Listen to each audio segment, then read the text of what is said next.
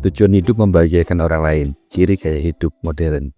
Tahu nggak, jika niat kita tulus untuk selalu mengutamakan kebahagiaan orang lain dalam kehidupan sehari-hari, akan membawa kita ke puncak kebahagiaan yang sesungguhnya. Tapi bukan berarti kita mengesampingkan kebahagiaan diri kita sendiri. Kita secara pribadi harus bahagia dong. Tapi bukan bahagia seperti ketika nembak cewek terus diterima. Bukan seperti itu. Bahagia ketika tiba-tiba dapat uang puluhan juta, bukan juga seperti itu. Lantas bagaimana bisa dengan membahagiakan orang lain, kita sendiri bisa bahagia sesungguhnya? Bagaimana caranya?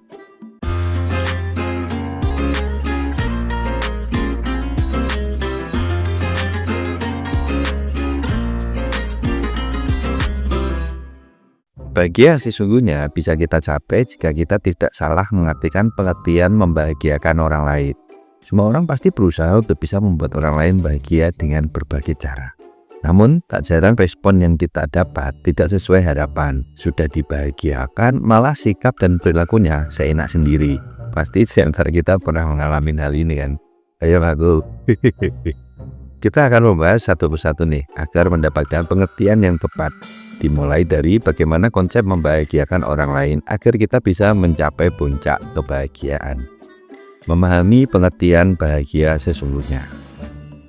Pada prinsipnya, membahagiakan orang lain adalah membuat dia juga merasakan kebahagiaan yang sebenarnya, bukan kebahagiaan sementara yang berujung jatuh ke penderitaan kembali. Pernahkah teman-teman mengalami hal itu?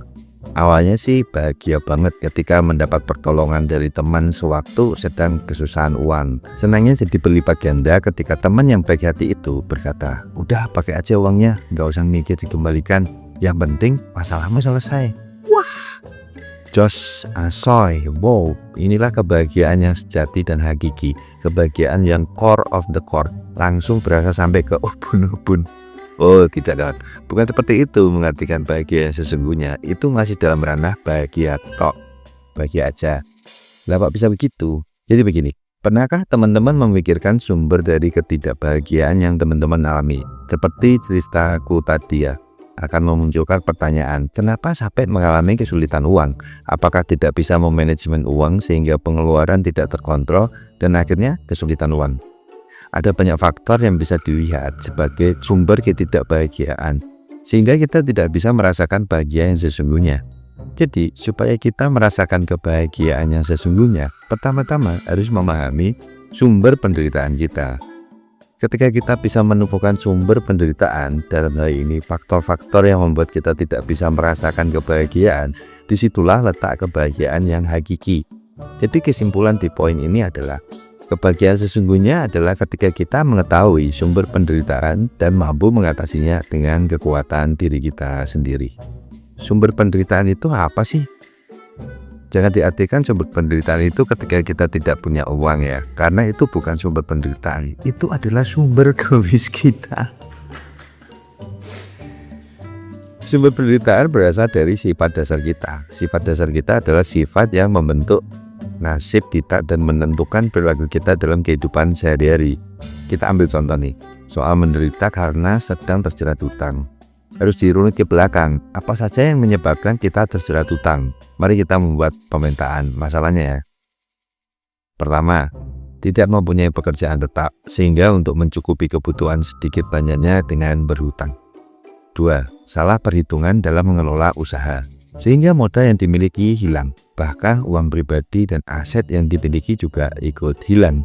3. Tidak memperhitungkan kemampuan keuangan pribadi, lalu nekat hutang ke bank dan akhirnya tidak sanggup membayar, akhirnya terjerat hutang juga. Yang 4. Ditipu teman dengan iming-iming kerjasama yang akan mendapatkan hasil ratusan juta rupiah, jadi harus berhutang untuk menutup kerugian. 5. Tidak mau kalah dengan saudara atau tetangga yang selalu beli barang-barang baru, akhirnya ngoyo untuk mengejar ketertinggalannya itu dengan berhutang, kredit lah, paylater. Nah, itu beberapa penyebab kita bisa terjebak hutang. Tentu masih banyak sebab-sebab yang lain, teman-teman bisa cari sendiri ya. Silahkan membuat pemetaan sendiri dan disesuaikan dengan permasalahan yang sedang dihadapi. Dari 5 sebab yang tadi aku uraikan, kita bisa simpulkan nih, sifat apa yang menjadi sumber masalah. Kalau kita amati ya, satu sifat yang menjadi dasar dari perilaku runutan pemetaan masalah di atas adalah sifat serakah. Sifat serakah yang membuat kita jadi lupa perhitungan bisnis, lupa kondisi sebenarnya keuangan kita seperti apa, tidak mau kalah dengan orang lain. Inilah yang menjadi sumber penderitaan kita. Jika sumber penderitaan ini tidak diatasi, mustahil bisa merasakan kebahagiaan yang sesungguhnya. Ya kan? Susah lah. Membahagiakan orang lain. Seperti yang aku bilang tadi, mengutamakan kebahagiaan orang lain akan membuat kita mencapai bahagia yang sesungguhnya.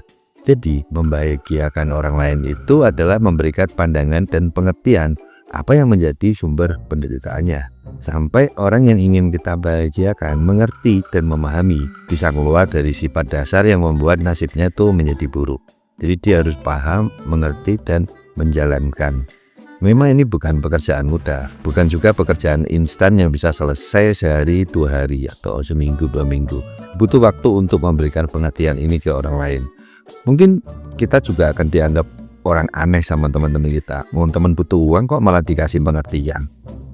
Mungkin tidak apa-apa, sekali 2 kali kita pinjami uang untuk mengatasi permasalahan instan yang dihadapi. Tapi harus terus berusaha untuk memberikan pandangan ke teman kita tadi, agar mau merubah cara hidupnya, cara hidup yang berasal dari sifat dasarnya. Orang yang bersangkutan harus diajak untuk memetakan permasalahan yang dihadapi, supaya dia juga mengerti dan benar-benar paham apa yang menjadi permasalahannya. Jika kita konsisten mempunyai niat tulus untuk membahagiakan orang lain, otomatis kita sendiri akan mengerti apa sumber penderitaan kita.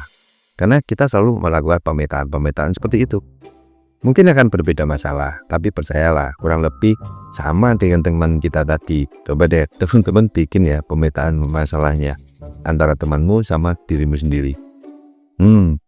Jika ada yang masih bingung, bisa berbagi di sini ya. Silahkan tulis di kolom komentar. Ketika tujuan hidup kita untuk membahagiakan orang lain, itu artinya kita membangun kehidupan ini dengan mengutamakan hubungan manusia di atas segala-galanya. Oke? Sekian pembahasan kita hari ini, dan mari kita tutup dengan